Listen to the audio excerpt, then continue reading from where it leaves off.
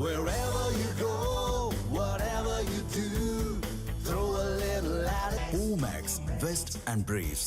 அப்படின்னா திசை மாற்றுதுன்னு சொல்கிறேன், ஆனால் திசை மாற்றுன்னு ஒரு கேள்வியை எழுப்புறாங்க, ஆனால் தடுமாறுது, பதில் இல்லை, அதனால தான் இப்படி திசை திருப்பிட்டு இருக்காங்கன்னு சொல்கிறாங்க. உங்கள் பார்வை என்ன? அதாவது திராவிட முன்னேற்ற கழகம் பொறுப்பேற்று தொடர்ந்து வெற்றியை தான் பார்க்குறாங்க. 2021 இருந்தாலும் 24 இருந்தாலும் 19 பல கிட்டத்தட்ட 9 தொடர் வெற்றியை பெற்றிருக்கின்றாங்க. எதிர்க்கட்சிகள் குற்றம் சாட்டுவது இயல்பு. ஒரு ஆளுங்கட்சியை எதிர்க்கட்சிகள் குற்றம் சாட்டுவார்கள். அதனால் அந்த கட்சி வளர்வதற்காக அவர் குற்றம் சாட்டுகின்றார்கள், தவிர்த்து மக்களுக்காக அல்ல. மக்கள் நலனுக்காக தானே பல்வேறு நலத்திட்டங்களை இந்த அரசு கொண்டு வந்தது. அதை பற்றி சொல்வதற்கு இல்லையா? பெண்களுக்கு இந்த தினம் வந்து குற்றவாளி கூண்டில் ஸ்டாலின் அரசுன்னு அந்த குற்றப்பத்திரிகையை வெளியிட்டதுக்கு பிறகு மத்திய அமைச்சர் தமிழ்நாடு பாஜக தேர்தல் பொறுப்பாளர் பியூஷ் கோயல் என்ன சொன்னார்னா, இந்த குற்றச்சாட்டுகள் அனைத்தும் ஆதாரம் உள்ளவை, முற்றிலும் உண்மையானது அப்படின்னு சொன்னார். அப்படி தான் சொல்லுவாங்க. when the KCP file they will say like that only. But எங்கே ப்ரூவ் பண்ண முடியும்? ஒரு நீதிமன்றத்தில் தானே ப்ரூவ் பண்ண முடியும். அங்கே வாங்க பார்த்துப்பாங்க. நீங்கள் சும்மா இன்றைக்கி எலெக்ஷனில் நீங்கள் வின் பண்ணணும். உங்களுடைய அச்சீவ்மெண்ட் என்ன? உங்களுடைய ஆம்பிஷன் என்ன? டு அச்சீவ் தி கோல். அதுக்காக பல குற்றச்சாட்டுகள் சொல்லியிருக்காங்க. இல்லை 1-2 குற்றச்சாட்டுகள் நிரூபிக்கப்படலாம், அதில் மாற்று கருத்து இருக்க முடியாது. ஏனென்றால் ஒரு ஆளுங்கட்சி என்றால் அதிருப்தி இருக்க தான் செய்யும். அந்த டெவலப்மெண்ட்டில் சில ப்ராப்ளங்கள் ஏற்படும், அதில் மாற்று கருத்து இல்லை. அவங்க மட்டும் வந்தால் மட்டும் பண்ணாமல் இருக்க முடியாங்கல்ல. ஏடிஎம்கே பேரில் 10 ஆண்டு காலம் ஆட்சியில் இருந்தார்களே, எந்தவித குற்றச்சாட்டும் இல்லையா? அப்படி ஏற்படும். அந்த குற்றச்சாட்டுலாம் இருந்ததுனால தான் அவங்க வேண்டாம்னு திமுக கொண்டு வந்தாங்க. அதே வந்தாலும் மறுபடியும் அதிமுக வந்தலாங்கிற முடிவு சரிதான் அப்படிங்கிறீங்க. அப்படி எப்படி சொல்ல முடியும்? தொடர்ந்து வெற்றியை தானே பயணித்திருக்கிறாங்க. இந்த தேர்தலில் அவர்கள் வெற்றி பயணித்திருக்க வாய்ப்புகள் அதிகமாக இருக்கிறது. ஏனென்று சொன்னால் எதிர்க்கட்சிகளை பிரிந்திருக்கின்றார்கள். ஏன் உங்களுக்கு வெற்றி வாய்ப்பு அதிகமாக இருந்தால் ஏன் சார் திசை திருப்பி இல்லை எதிர்ப்பு அதிகமாக இருந்தால் நீங்கள் தனித்தனியாக பிரிஞ்சு நீங்கள் இது நிற்கிறீங்க, எல்லாம் ஒன்றா சேருங்க. சேர்ந்துருக்கீங்களா? தனித்தனியாக நீங்கள் கேட்கின்ற பொழுது அந்த எதிர்ப்பு ஓட்டுகள் சிதறும்.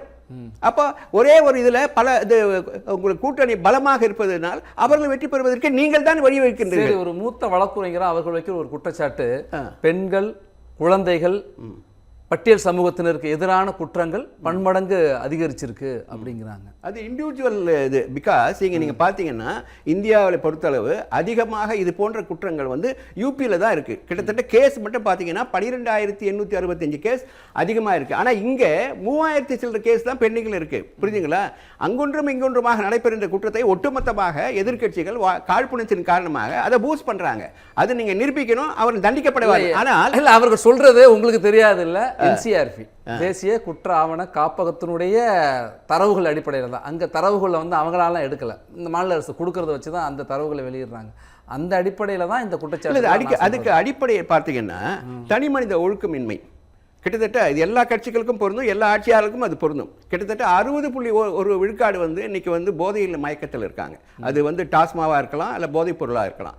அப்போ இது அதன் காரணமாகத்தான் இது போன்ற குற்றங்கள் அதிகமாக இருக்கிறது, இல்லை என்று சொல்ல முடியாது. அது கட்டுப்படுத்த வேண்டிய பொறுப்பு யாருக்கு சார்? உண்மையில் ஓரளவு தான் கட்டுப்படுத்த முடியும். அப்படின்னா இந்தியா லெவலில் பார்த்தீங்கன்னா இன்னைக்கு வந்து முதல் லெவலில் இருக்கிற எக்கனாமிக் க்ரோத்தில் பார்த்தீங்கன்னா 11.19% எப்படி க்ரோத் ஆச்சு? அது சொல்லுங்க பதில். அதுக்கு நீங்க அப்ரிசியேட் பண்ணுங்க. ஏன் பண்றதில்லை? இண்டஸ்ட்ரியல்ல 3ஆவது இடத்துல சாரா அவங்க விற்கல. எந்த ஆட்சியாளர்கள் சாரா விற்காம இருந்தாங்க? எந்த ஆட்சியாளர்கள் டாஸ்மாவை விற்காம இருந்தாங்க? டாஸ்மாவை கொண்டு வந்ததே ஏடிஎம்கே ஆட்சியில் தானே. இன்னைக்கு டாஸ்மார்க்கை கடந்து குக்கிராமங்கள் தொடங்கி பெருநகரங்கள் வரை என்னென்னமோ பேரில் இன்னைக்கு போதைப் பொருட்கள் இவ்வளோ புழக்கம் இருக்குல்ல, வேற எப்போதும் உங்க காலத்தில் உண்டா? நீங்க சொல்லுங்க. இல்லை என்று நான் ஒன்றை சொல்ல மறுக்கவில்லை, ஏனால் இருக்கிறது. ஆனால் இது தனி மனித ஒழுக்கம் தான் காரணம். நீங்க தனி மனித கட்டுப்படுத்த வேண்டிய பொறுப்பு அரசுக்கு இல்ல, காவல்துறைக்கு இல்ல, முதலமைச்சருக்கு இல்ல. ஒவ்வொரு தனி மனிதனும் கட்டுப்பட்டே இருந்துட்டாக்கா அப்ப அரசாங்கம் தேவையில்லை. இல்ல எங்கெல்லாம் ப்ராப்ளம் ஏற்படுதோ அங்கெல்லாம் நீங்க அதுக்கான குற்றத்துக்கு சார்ஜ் ஷீட் போடப்பட்டிருக்கிறதா, எஃப்ஐஆர் போடப்பட்டிருக்கிறதா பாருங்க. போடப்பட்டிருக்கிறதே. அப்படி நடவடிக்கை எடுக்கப்பட்டிருக்கிறதே. நீங்க எங்க நீங்க அகைன்ஸ்ட் பண்ண முடியும்? சொல்லுங்க. வருமுன் காக்கணும் சார். வந்ததுக்கு அப்புறம் விளக்கம் கொடுக்க கூடாது. அதுக்கப்புறம் விளக்கம் கொடுக்குறாங்க, நடவடிக்கை எடுத்துறாங்க. அது வருமுன் காக்கணும்ல. இதனால் இவன் முடிக்கும் என்று ஆய்ந்து அதனை அவன் கண் விடல் என்பது குரலுக்கு ஏற்ப தொடர்ந்து வெற்றி பாதையை பார்க்கின்றார்கள் மக்கள் வாய்ப்பு அளிக்கின்றார்கள். எருமுன்னார் வைத்தார் போல் கெடும் சொல்லியிருக்காங்க. கண்டிப்பா இல்லைன்னு சொல்லல. இப்ப தனி மனித ஒழுக்கம் தான் அடிப்படை. நீங்க 1000 கட்சிகளோ 1000 அரசு வந்து நடவடிக்கை எடுத்தாலும் அவன் ஒழுக்கமின்மையாக இருந்தால் அது வந்து பாதிக்கத்தானே செய்யும். ஓரளவு அரசு வந்து இப்ப ஒரு குற்றம் நடப்பு இருக்குது, அந்த குற்றத்துல எஃப்ஐஆர் போடாம பெண்டிங் வச்சிருக்காங்க, அவங்க நடவடிக்கை எடுக்காம சொன்னா நம்ம ஏற்றுக்கொள்ளலாம். அதுக்கான எஃப்ஐஆர் போடப்படுகிறது, அதுக்கான அது வந்து வழக்கு நீதிமன்றத்தில் வருகிறது, அது பரிகாரம் தேடப்படுகிறது. நான்கு நேரில் பார்த்தோம் சார். கடந்த ஆண்டு ஒரு மாணவன் தாக்கப்படுறான், அதே இடத்துல அந்த வழக்கிலே தொடர்புடைய ஒருத்தரும் சேர்ந்து ஒரு குற்றம் நடக்குது, கண்ணில் பார்க்குறவங்கலாம். அப்புறம் மானாமதுரை, மதுராந்தகம், இப்படி வரிசையாக நடக்குது இல்லை. இப்போ தடுத்திருந்தாக்கா காவல்துறை மீது ஒரு அச்சம் இருந்திருக்கும்ல, அந்த அரசின் மீது அச்சம் இருந்திருக்குல்ல, தொடர்ந்து நடந்துகிட்டே இருக்குல்ல. இல்லை, இது அது உண்மையாக கண்டிக்கத்தக்கது தான், அதில் மாற்று கருத்து இருக்க முடியாது. ஏனென்று சொன்னால் அது கூட எல்லா பள்ளிகளுமா கிட்டத்தட்ட பல லட்சம் பள்ளிகள் இருக்கிறது இல்லையா.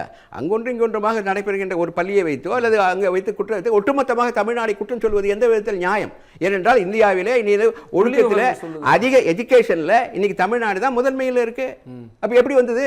தமிழ்நாட்டில் 14 பல்கலைக்கழகங்களில் துணைவேந்தர் இல்லை. அரசு கல்லூரிகள் பல்கலைக்கழகங்களில் 50% பேராசிரியர் மற்றும் ஆசிரியர் இல்லாத பணியிடங்கள் காலியா இருக்கு. எண்ணிக்கை சரியா இருக்கு இல்ல, அதுக்கு அடிப்படை இருக்கு இல்ல, குவாலிட்டி இருக்கான்னு கேள்வி இல்லை. அதுக்கு அடிப்படை என்னன்னு பார்த்தீங்கன்னா ஃபைனான்சியல் கிரைசிஸ் இன்னைக்கு பார்த்தீங்கன்னா 10.5 lakhs crore வந்து கடனில் இருக்குது தமிழ்நாடு. முதல் இடத்துல இருக்குது தமிழ்நாடு கடனில். அதில் மாற்று கருத்து இருக்க முடியாது. அதுக்கு மத்திய காரணமா சார்? அப்படி இல்லை, நீங்கள் மக்கள் எதிர்பார்க்குறாங்க இல்லையா. இன்னைக்கு 1,31,00,000 பேர் 1000 ரூபாய் வாங்குறாங்களா இல்லையா? எங்கே வாங்க முடியும்? எதுலேருந்து கொடுக்க முடியும்? பேஸ்ட் ஆன் ஃபைனான்ஸ் தானே. எங்களுக்கு வேணான்னு சொல்லுங்க பார்ப்போம். நீங்கள் எதிர்கட்சிகள் சொல்லுங்க கொடுக்காதீங்க. நீங்கள் என்ன சொல்கிறீங்க? அவர் 1000 ரூபாய் கொடுத்தா நான் 2000 ரூபாய் கொடுக்குறது சொல்கிறீங்களா இல்லையா? அப்போ நீங்களும் ஃபைனான்சியல் கிரைசிஸ் தானே அழைத்து போடுறீங்க. நீங்க எங்க அதுக்கு தடுக்கிறீங்க? யாருக்கும் கொடுக்காதீங்கன்னு சொன்ன கட்சி வந்து சீமான். அவங்க இன்னொரு குற்றச்சாட்டு முன்வைத்திருக்காங்க. இந்த சலுகைகள், இந்த அறிவிப்புகளை எங்களால் நிறைவேற்ற முடியும் வாக்குறுதிகளை. ஆனால் இங்க பெருமளவுல இந்த கடன் 10 லட்சம் கோடி இருக்குல்ல, இதுல பெருமளவுல திமுக குடும்பத்துக்கால் கொள்ளையடிக்கப்படுது, ஊழல் நடைபெறுது. அந்த ஊழலை தடுத்து நாங்கள் மக்களுக்கு கொண்டு வருவோம்னு சொல்றாங்க. நான் அடுத்த கட்டமாக விரிவாக நம்ம பேசலாம். குறிப்பிட்ட அதை தான் நான் கேட்குறேன். எல்லாவற்றைக்கும் சாதனை திராவிட மாடல் அரசு, எல்லாத்துலேயும் முன்னாடி நாங்கள் தான் அப்படின்னு அந்த சாதனைகளுக்கெல்லாம் பெருமிதத்தை தேடிக்கிற அரசு, போதைப் பொருள் இவ்வளவு மோசமாக இருக்குது, சட்டம் ஒழுங்கு இவ்வளவு மோசமாக இருக்குது, பெண்கள் பாதுகாப்பு இல்லை அப்படின்னு சொன்னால் அங்கே மட்டும் எப்படி தனிநபர் வராரு? இல்லை, ஒட்டுமொத்தமாக நீங்கள் குற்றம் சாட்ட முடியாது. ஒரு அரசு என்று சொன்னால் அவர்கள் வந்து அங்கே குற்றம் நடைபெறுகிற இடத்துல அவங்க வந்து எஃப்ஐஆர் போடல, வழக்கு தொடுக்கலை அப்படின்னு சொன்னால் தான் அது ஏற்றுக்கொள்ள முடியும். இப்போ ஒரு இடத்துல வந்து இப்போ அதுக்கு வந்து கட்சி எப்படி ஏற்றுக்கொள்ள முடியும்? நீங்க சொல்லுவது அரசு தான் கேட்குறோம், முதலமைச்சர் தான் கேள்வி கேட்கும். அந்த முதலமைச்சர் கேள்வி ஓகே, அரசு எப்படி ஏற்றுக்கொள்ளும்னு சொல்றீங்க. ஒரு தனி மனிதன் போகிறது, அவனுடைய ஒழுக்கின்மை, அவன் போய் அந்த மது அருந்துவதெல்லாம் எப்படி அரசு வந்து பார்த்துக்கினா இருக்கு? சொல்லுங்க பாப்போம். 60.1 விழுக்காடு மதுவில வந்து பிடியில இருக்கு. இதெல்லாம் பார்க்கறோம்னா அரசு வேற எதுக்கு இருக்கு? வேற என்னத்தை பார்க்க? அரசு எப்ப சார் வரும்? நீங்க குற்றம் ஒருத்தர் வந்து சண்டை போட்டீங்கன்னா நீங்க கம்ப்ளைண்ட் கொடுத்தாதான் எஃப்ஐஆர் போடுவாங்க, கம்ப்ளைண்ட் கொடுத்தாதான் விசாரிப்பாங்க. அதுதான் அடிப்படை, அரசுடைய அடிப்படை அதுதான். அப்படி பண்ணலைன்னா நீங்க கேட்கலாம். ஏதாவது வழக்கு கொடுத்து இந்த வழக்கின் மீது எஃப்ஐஆர் போடல, இந்த வழக்கின் மீது கம்ப்ளைண்ட் கொடுத்தோம் அவர்கள் வந்து நடவடிக்கை எடுக்கல அப்படின்னு சொன்னீங்கன்னா ஏற்றுக்கொள்ளலாம். அதுதான் அரசனுடைய கடமை. ஆனால் அரசு எந்த வழக்காக இருந்தாலும் அரசுக்கு இன்னொரு கடமை இருக்கு. நீ என்சிஆர்பி டேட்டாவில் crime, total number of crimes வருஷத்துக்கு வருஷம் இன்க்ரீஸ் ஆகுது. அதை குறைக்கிறதுக்கு வக்கு இல்லையான்னு கேட்குறோம் அரசை. கேட்கறதுக்கு நீங்க என்ன பண்றீங்க? நீங்க எஃப்ஐஆர் ஃபைல் பண்ணுவோம், எஃப்ஐஆர் பண்ணணும். நீங்க அந்த மாதிரி எஃப்ஐஆர் எத்தனை ஃபைல் பண்ணிருக்கீங்க? எத்தனை இருக்கு சார்ஜ் ஷீட் ஃபைல் பண்ணிருக்கீங்க? இந்த கஞ்சா கேஸ்ல, இந்த மெத்தபெட்டமைன் கேஸ்ல, இந்த பெருசா பண்ணுறது எத்தனை கேஸை சார்ஜ் ஷீட் பண்ணிருக்கீங்க? எத்தனை பேருக்கு நீங்க வந்து தண்டனை வாங்கி கொடுத்துருக்கீங்க? இது வரைக்கும் அந்த ஒவ்வொரு மாவட்டத்திலையும் வந்து எத்தனை கைப்பற்றிருக்கீங்க? அதை என்ன பண்ணிருக்கீங்க? அதை திருப்பி அது மேலும் இல்லாம பண்றதுக்கு என்ன பண்ணிருக்கீங்க?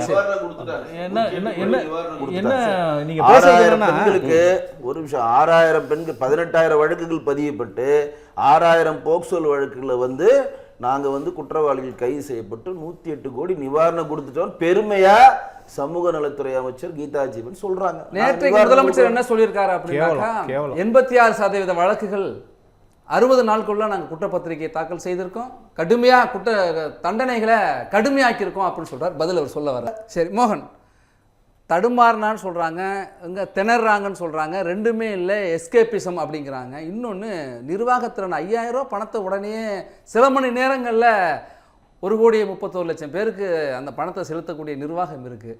ஏன் அதை சட்டம் ஒழுங்குலையும் புதைப் பொருட்களை கட்டுப்படுத்துறதுலையும் பெண்கள் பாதுகாப்புலையும் ஊழல் இல்லாமல் ஒரு நிர்வாகத்தை நடத்துறதுலையும் இல்லை அப்படிங்கிறாங்க. நீங்கள் சொல்கிற இந்த பதில்கள் இருக்குல்ல, அதுதான் இன்னும் அதிருப்தியை அதிகப்படுத்தி எதிர்மறை விளைவுகளை ஏற்படுத்தி விடாதா? இல்லை, அப்படி எதிர்மறை இருந்தால் எங்களுக்கு ரிசல்ட் கண்டினியூவாக சக்ஸஸ் தானே இருக்குது. மக்கள் விரும்புகிறாங்க இல்லையா? அதாவது தவறான குற்றச்சாட்டு சொல்லக்கூடாது. அதாவது நடைபெறுகிற குற்றச்சாட்டுகள் அது எல்லா இடத்துலையும் எப்பொழுதுமே நடைபெறுகிற குற்றச்சாட்டுகள் தான். அதில் அவங்க ஆக்ஷன் எடுக்காமல் இருந்தால், அந்த குற்றப்பத்திரிகை தாக்கல் செய்யாமல் இருந்தால், இல்லை அவங்க மீது எஃப்ஐஆர் போடாமல் இருந்தால் அது அரசுடைய குற்றம். எந்த வழக்கிலாவது இவங்க குற்றம் சாட்டப்பட்டு கம்ப்ளைண்ட் கொடுத்து அதுக்கு எஃப்ஐஆர் போடாமல் இருக்கிறார்களா அல்லது நடவடிக்கை எடுக்கலைன்னா சொல்லலாம். அப்படி எல்லா வழக்குகளும் இருக்குது. வழக்கு அதாவது குற்றங்கள் அங்கொன்றுமாக நடைபெறுகிறது இல்லை என்றே மறுக்க முடியாது. அது இன்னும் சொல்ல பாருங்க, நீங்கள் டாஸ்மா கம்பல்சரியா அது சொன்னாங்களா போய் குடிங்கன்னு சொல்லுங்க பார்ப்போம். அதுவாக தானே விற்கிது, அவங்க தானே சாப்பிட்றாங்க. இது யாருடைய அரசுடைய குற்றமா? டாஸ்மா நடைபெறுகிறது. கிட்டத்தட்ட 61 விழுக்காடு இன்னைக்கு குடிபோதல் இருக்கான். அது தவறு. நான் அதை நியாயப்படுத்தலை. ஆனால் அது எப்படி வந்ததுன்னு தான் நீங்கள் பார்க்கணும். எதிர்க்கட்சிகள் நீங்கள் என்ன ஆர்ப்பாட்டம் பண்ணீங்களா? அந்த 61 50, 40, 30ன்னு கொண்டு வருமா? அதுக்கப்புறம் 70, 80ன்னு கொண்டு போகுது இலக்கா அரசுக்கு. இல்லை, அதை குறைக்கணும் தான் அது அரசுடைய இலக்கா இருக்கும். என்ன செஞ்சுருக்காங்க? என்ன பண்ணலை நீங்கள் சொல்லுங்கள். அதாவது டெட்ரா பேக்கில் சாராயத்தை வைப்போம், ஆட்டோமேட்டிக் வெண்டிங் மிஷினில் சாராயத்தை வைப்போம். இந்த வீட்டில் கல்யாணம் காட்சி நடந்தா நீங்க பர்மிட் வாங்கிட்டு சாராயம் வைக்கலாம். ஜீவோ நீங்க கிரிக்கெட் விளையாடுற மைதானத்தில், ஸ்போர்ட்ஸ் மைதானத்தில் நீங்க சாராயம் வைக்கலாம். நீங்க கான்ஃபரன்ஸ், இன்டர்நேஷனல் கான்ஃபரன்ஸ்ல சாராயம் வைக்கலாம்னு சொல்லி செஞ்சது அரசா இல்ல தனி மனிதர்களா? வாங்குறது யாராவது ஜீவோ போட்டது யாரு? ஜீவோ போட்டது யாரு? எனக்கு புரியல. ரொம்ப மிக மோசம். ஒரு மூத்த வழக்கறிஞர், விவரம் தெரிஞ்சவர், நாளும் தெரிஞ்சவர், 40-50 வருஷமா அரசியலை பார்த்தவர், ரொம்ப சாதாரணமா அப்ப ஜிடிபி 11.2% வந்துச்சுல்ல, அதுக்கு தனி மனித உழைப்புன்னு சொல்லலாமா? தனி மனிதர்களுடைய உழைப்பு, ஒழுக்கம். இப்ப தமிழ்நாடு முன்னேறது, நான் சொல்லி முடிச்சிடறேன். தமிழ்நாடு முன்னேறுன்றது தனி மனிதர்களோட உழைப்பு, அவங்களோட முனைப்பு, அவங்களோட அறிவு அப்படின்னு சொல்லிக்கலாமா? அரசுக்கு எந்த பொறுப்பும் இல்லைன்னு சொல்லிக்கலாமா? என்ன ஒரு இவ்வளவு மூத்த வழக்கறிஞர் நீங்க ஒரு கட்சிக்கு முட்டு கொடுக்கலாம், இல்ல ஒரு ஆட்சிக்கு முட்டு கொடுக்கலாம். அதுக்குன்னு இந்த அளவுக்கு முட்டு கொடுக்கறது ரொம்ப மோசமா இருக்கு. சொல்லி முடிச்சிடறேன். 2-3 விஷயம் சொல்லி பேசலாம். அடுத்த வாய்ப்பு நான் இதோட முடிச்சுக்கிறேன். நான் 42% பெண்கள் பணிக்கு போயிருக்காங்க. Women work force. அது என்ன தெரியும்? பாதிக்கு பாதி பேர் வீட்டில் ஆம்பளை ஆளு வேலைச்சிட்டு வீணா போயிட்டான். வீட்டில் எந்த வீட்டில் நீங்க கிராமத்துல போய் பாருங்க, அப்பாவோ அதான் அவர் சொல்லிட்டு போட்டோம். அதுக்கு நம்ம என்ன பண்ணணும்? மக்கள் மேல நம்ம அக்கறை உள்ளவங்க நம்ம வேற மாதிரி பேசுவோம். மக்கள் மேல அக்கறை இல்லைன்னா அவங்க என்ன வேணா பேசலாம், அது வேற விஷயம். நீங்கள் 42% உமன் ஒர்க் ஃபோர்ஸ் போனது எல்லாம் என்னமோ ஐஏஎஸ் ஆஃபீஸரு, கலெக்டரு, ஒரு எம்பிஏ முடிச்சுட்டு எல்லாம் பெரிய ஆண்டர்பிரனராக இருக்காங்கன்னு கிடையாது. கூலி வேலைக்கு போகிறாங்க, திருப்பூரில் கார்மெண்ட்ஸ் வேலைக்கு போகிறாங்க. நீங்கள் என்ன ஒர்க் ஃபோர்ஸ் அதிகமாச்சுன்னா என்ன work force? Quality skilled work ஃபோர்ஸா? என்ன நீங்கள் பேசுறீங்க? ஒவ்வொரு வீட்லேயும் அப்பா, பையன், மருமவன் எல்லாம் குடிச்சிட்டு ஒரே வீட்டில் 4 விதவைகள் இருக்காங்க. இந்த அளவுக்கு வீட்டில் இங்கேருந்து ஏன் இங்கே இருக்கிற நார்த் ஈஸ்ட்லேருந்து, நார்த்லேருந்து இங்கே எதுக்கு நிறைய லேபர் ஃபோர்ஸ் வராங்கன்னா, அவங்க வரட்டும், அதை பற்றி இல்லை. ஆனால் ஏன் வராங்கன்னா, இங்கே அந்த மாதிரி எல்லா ஆண்களும் இளைஞர்களும் எல்லாருமே கிராமங்களில் குடிச்சிட்டு ஒரு லேபராக போகிறது கூட உடம்புல தெம்பு இல்லாமல் இருக்காங்க. அதான் இன்னைக்கு நிலைமை. அதனால வீட்டில் பெண்கள் வேலைக்கு போகிற ஒரு கட்டாய சூழ்நிலை ஏற்படுது. இதை மறைக்கிறதுக்கு 42% ஒர்க் ஃபோர்ஸ் போயிட்டாங்க. 42ல் நீங்கள் பிரித்து கொடுங்க. என்ன மாதிரியான ஒர்க் ஃபோர்ஸுக்கு போகிறாங்க எல்லாரும்? ஒயிட் காலர் ஜாப்க்கா, ப்ளூ காலர் ஜாப்க்கா, என்ன ஜாபுக்கு போகிறாங்க? இதை மெத்த படித்த ஒரு தொழில்துறை இன்வெஸ்ட்மெண்ட்டை பற்றி பேசுகிறாரு. மெத்த படித்தவர் ஒரு இளைஞர் அமைச்சராக வந்தால் ஒரு நல்லா இருக்கும், இன்டர்நேஷ்னலாக உலகம் ஃபுல்லாக சுற்றி இன்வெஸ்ட்மெண்ட்டை கொண்டு வருவார். அவர்கிட்ட போய் நீங்கள் வெள்ளை அறிக்கை கொடுங்க அப்படின்னா அவர் என்ன செய்யணும்? இதை பாருங்கள், 2021 to 22 12 மந்த்ஸுக்கு இந்தந்த கண்ட்ரிலேருந்து இந்தந்த இன்வெஸ்ட்மெண்ட் இந்தந்த ஸ்டேஜில் இருக்குது அப்படின்னு எல்லாத்தையும் அட்டியல் போட்டு அடுக்கடுக்காக ஸ்டேட்டஸோட சொல்லுவார்னு பார்த்தா, ஒரு பேட்டியில் வெக்கமே இல்லாமல் கூச்சமே இல்லாமல் ஒரு அமைச்சர் டிஆர்பி பாலுவோட பையன், அவர் டிஆர்பி ராஜாவை தான் சொல்கிறேன், அவர்கிட்ட ஓப்பனாகவே சேலஞ்ச் பண்ணுறேன், நேராக விவாதத்துக்கு வர சொல்லுங்கள். வெள்ளை பேப்பர் எடுத்து இப்படி வெக்கமே இல்லாமல் காமிக்கிறாரு. இதெல்லாம் ஒரு பொழப்பா? இதுக்கு பேர் அமைச்சரா? இதுக்கு எதுக்கு நீங்கள் அமைச்சரா? நீங்கள் வெக்கமா இல்லை இப்படி செய்யறதுக்கு? யாரை நீங்க அவமானப்படுத்துறீங்க? உங்களை தேர்ந்தெடுக்கப்பட்ட தமிழக மக்களை அவமானப்படுத்துறீங்க. உங்களுக்கு ஆட்சி அதிகாரத்தை கொடுத்த மக்களை அவமானப்படுத்துறீங்க. யார் எதிர்கால தமிழர்களை அவமானப்படுத்துறீங்க? சரி, இன்னொரு விஷயம் சொல்றாங்க, கொஞ்சம் கூட வெக்கமே இல்லாம இந்த மாதிரி வெள்ளை பேப்பர் எடுத்துட்டு அதுல வர நக்கல் நையாண்டி வேற. அமைச்சிருக்கு தொழிலாளர்கள் மட்டும் வெளிமாநிலத்திலிருந்து வரல, போதைப் பொருட்களும் வெளிமாநிலத்திலிருந்து வருது. எங்க இருந்து வேணா வரட்டுங்க, உள்ளூர்ல இருந்து வரட்டும், வெளியூர்ல இருந்து வரட்டும், கடல் வழியா வரட்டும், எங்க இருந்து வேணா வரட்டும். உங்களுக்கு வக்கு இருக்கா, வக்கு இல்லையா அதை கண்ட்ரோல் பண்ண? காவல்துறை உங்கள்ட்ட இருக்கா இல்லையா? முதலமைச்சர் கிட்ட எத்தனை ரிவ்யூ மீட்டிங் போட்டீங்க? டிஜிபி எல்லாரும் டிஜிபி கூப்பிட்டு எல்லா எஸ்பியும் கூப்பிட்டு எத்தனை தடவை கூட்டிங்க? மாநாடு அரசு பேசுவோம். அரசு எத்தனை மீட்டிங் போட்டுச்சு? இல்ல அரசு, நான் கேட்கிறது அரசு என்ன ஸ்டேட்டஸ் ரிப்போர்ட்டை கொடுத்துருக்கு? அரசே பேச மாட்டாங்க. இதெல்லாம் கேட்டா அரசு போய் அதிகாரிகள் பின்னால ஒளிஞ்சுப்பாங்க. போலீஸ் வந்து பிரஸ் மீட் கொடுக்கும்.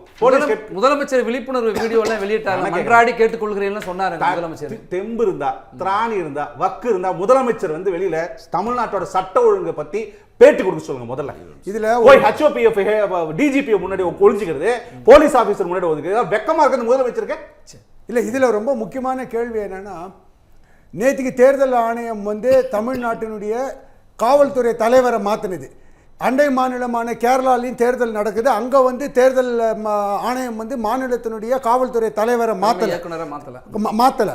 கிட்டத்தட்ட தமிழ்நாட்டில் வந்து ஒரு 6லேருந்து 7 மாத காலங்களாக ஒரு நிரந்தரமான ரெகுலர் காவல்துறை தலைவர் இல்லாதது வந்து சட்டம் ஒழுங்கு வந்து தமிழ்நாட்டில் சீரடைவதற்கும் மற்ற போதைப்பொருள் பரவலுக்கும் ஒரு மிக முக்கியமான காரணி. அதாவது தலை இல்லாமல் ஒரு நிறுவனம் இயங்குகிறது என்ற விமர்சனம் இருக்கிறது.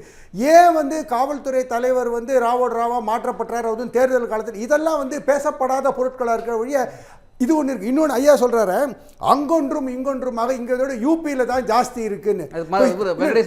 இல்ல யூபியை கம்பேர் பண்ணும்போது ஏன் அண்டை மாநிலமான கேரளாலே எதிர்கட்சி தானே ஆளுது, கம்யூனிஸ்ட் கட்சிகள் தான் ஆளுது. அங்க தமிழ்நாட்டை விட வந்து ஒப்பீட்டு அளவில் கம்பேரிட்டிவாக தான் பேசுறோம். பாலியல் குற்றங்களோ இல்லை போதைப் பொருள் பரவலோ எதுவும் கிடையாது. ஒப்பீட்டு அளவில் குறைவாக தானே இருக்கேன். அதை பற்றி பேசல. தெலுங்கானாவில் வந்து காங்கிரஸ் கட்சி ஆட்சி தானே நடக்குது. அங்கே வந்து இப்படியான அதனால இந்த வாதம் வந்து அங்கொன்றும் இங்கொன்றும் தனி மனித ஒழுக்கம் இதெல்லாம் வந்து ஏற்புடைய வாதம் இல்லைங்க. ஏற்புடைய வாதம் கிடையாது. ஏற்புடையதா 4 வார்த்தை பேசுங்கிறாங்க. அவர் சொல்றது வந்து கேரளாவில் இதை விட குறைவாக சொல்றாரு. தவறான குற்றச்சாட்டு. போக்சோ சட்டத்தின் பிரகாரம் அவங்க வந்து கிட்டத்தட்ட கேரளா மட்டும் 6649 வழக்குகள் இருக்கு. ஆனால் இந்த தமிழ்நாட்டில் 3829 வழக்கு. நான் என்ன சொல்ல வரேன்னா, தமிழ்நாடு பத்தி பேசுவோம் சார். தமிழ்நாட்டுல 2021க்கு முன்னாடி எப்படி இருந்துச்சு? இல்ல நான் 14க்கு முன்னாடி எப்படி இருந்துச்சு? அப்படி கேரளா மக்கள் தொகை நம்ம மக்கள் தொகை வரல. கேரளா மக்கள் தொகை நம்ம மக்கள் தொகை அந்த ஒப்பீடே தவறுங்கறாங்க. தமிழ்நாட்டோட ஒப்பிட்டு பேசுவோம். இல்ல நான் சொல்றேன். நான் இப்போ சில வழக்குகள், சில குற்றச்சாட்டுகள், சில அங்க குற்றச்சாட்டு நடைபெறுகிறது இல்லைன்னு யாரும் மறுக்க முடியல. எதிர்க்கட்சிகள் என்ன பண்ணாங்க? எதிர்க்கட்சிகள் என்ன பண்ணாங்க? ஏதாவது ஆர்ப்பாட்டம் பண்ணிருக்காங்களா? போராட்டம் பண்ணாங்க. அப்பதான் சார் அவங்களுடைய பார்வைக்கு போவோம். அவங்க பார்வைக்கு போக ஏதாவது பண்ணிருக்கீங்களா? இல்ல இல்ல அப்படி இல்ல. நீங்க பாருங்க, இருங்க நான் சொல்றேன். நீங்களே பேசிக்க முடியாது. அதாவது ஆளுங்கட்சிக்கு ஒரு பர்சன்டேஜ் இருக்குன்னா அதுக்கு எதிர்ப்பு அதிகமா தான் இருக்கு. நான் இல்லைன்னு சொல்லல. ஆனா அந்த எதிர்க்கட்சிகள் தனித்தனியாக பிரிந்தால் எப்படி நீங்கள் வந்து வெற்றி பெற முடியும்? நீங்க ஒண்ணா வாங்க சார். அது அரசியல் சார். அது அரசியல் தேர்தல் தான். ஆட்சி நிர்வாகம்னு பார்க்கறப்ப அரசியல் மூலமா தான் நிர்வாகமே வருது. புரியுதுங்களா? அப்ப நீங்க சரியான முறையில உங்களுடைய ஒத்துழைப்பு இல்லாதனால நீங்க தான் கொண்டு வரீங்க. புரியுதுங்களா? மூத்த வழக்கறிஞரை பொறுத்த வரைக்கும் தமிழ்நாட்டுல எது நடந்தாலும் எதிர்க்கட்சி தான் காரணம். ஆமா, ஆளுங்கட்சி நீங்க ஒத்துமை இல்ல. ஆளுங்கட்சி ஒரு பொறுப்பு கிடையாது. ஆளுங்கட்சி உங்களுடைய வெர்ஷன் எப்படிமா சார் இருக்கு? எது சொன்னாலும் திமுக பாஜக சொல்றது. இப்ப நீங்க வந்து எதிர்க்கட்சின்னு சொல்றீங்க. நேரம் ரொம்ப குறைவா சொல்லுங்க.